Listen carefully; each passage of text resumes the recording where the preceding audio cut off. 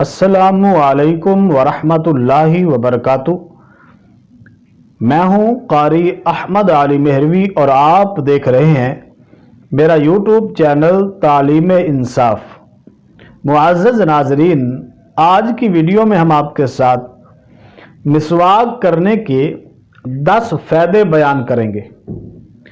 मिसवाक करने की बहुत फजीलत है और मिसवाक करने के बहुत ज़्यादा फ़ायदे हैं और बहुत इसका अजर व सवाब है।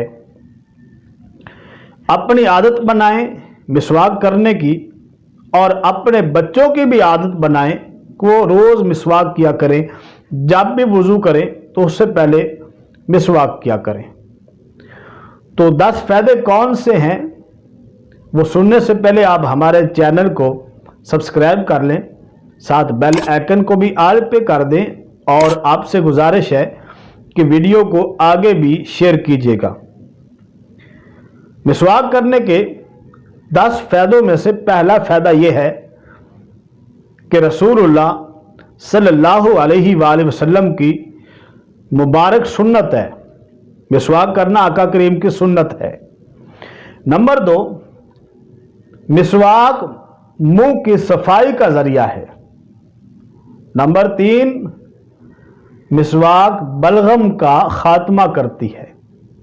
सुभान अल्लाह। और नंबर 4, मिसवाक करने से आंखों की बिनाई तेज होती है, नजर तेज होती है।